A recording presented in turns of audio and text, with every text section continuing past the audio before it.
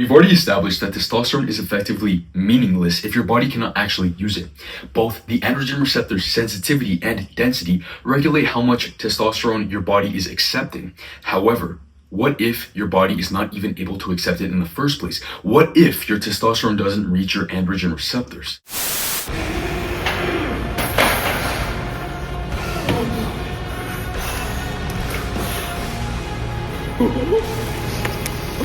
Let's go.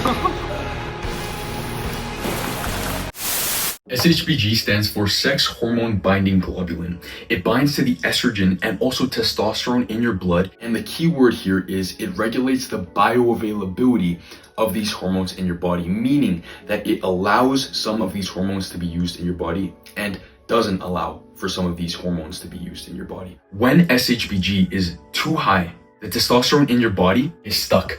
And it can't be actually used and cannot be accepted by the androgen receptor. So if you have so much testosterone, but only one of them is free, this is called free testosterone, then you will only have the effects seen of the free testosterone. Usually this free testosterone is around 1 to 3% of your total testosterone.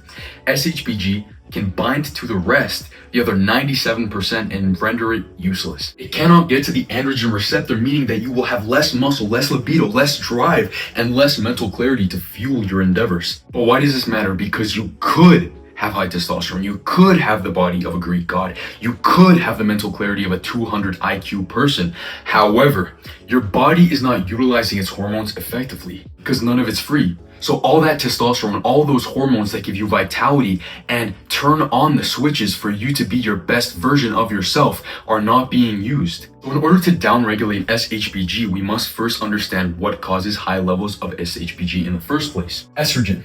If you have high levels of estrogen, meaning if you have, let's say a good example would be if you have more body fat percentage greater than 20%, then you will have more aromatase levels that convert testosterone into estradiol, meaning higher levels of estrogen. Also, if you are a person that has naturally high levels of testosterone, you will have naturally high levels of estrogen because you mainly get your estrogen from your testosterone. I have a whole video on estrogen optimization and you can watch that so you can decrease your SHBG by decreasing your estrogen to its optimal ranges. You have a hyperactive thyroid, as in hyperthyroidism, meaning that you cannot get good sleep, you can't actually go to sleep, you have way too much energy, too high metabolism, no matter what you eat, you're not able to gain weight.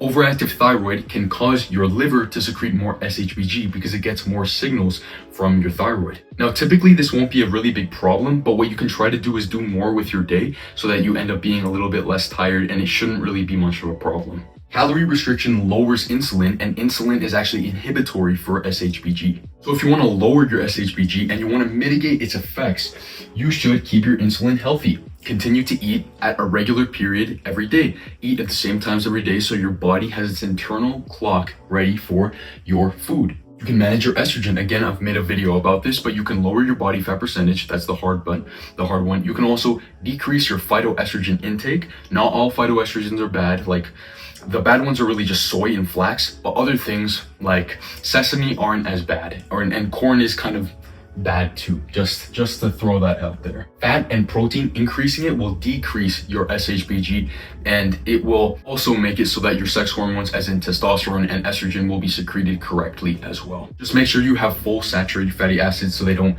give you, like, polyunsaturated fatty acids will actually cause more free radicals in your body. You know, seed oils, you've heard about how they're inflammatory and they're bad for you. That's true, of course. So if you do not manage your SHBG, you will not be able to actually utilize all the testosterone that is within your body. Now, if you would like to optimize your hormones and your aesthetics, your vitality, your leanness, check the first link in the description below. It's my full system. Like the video, man.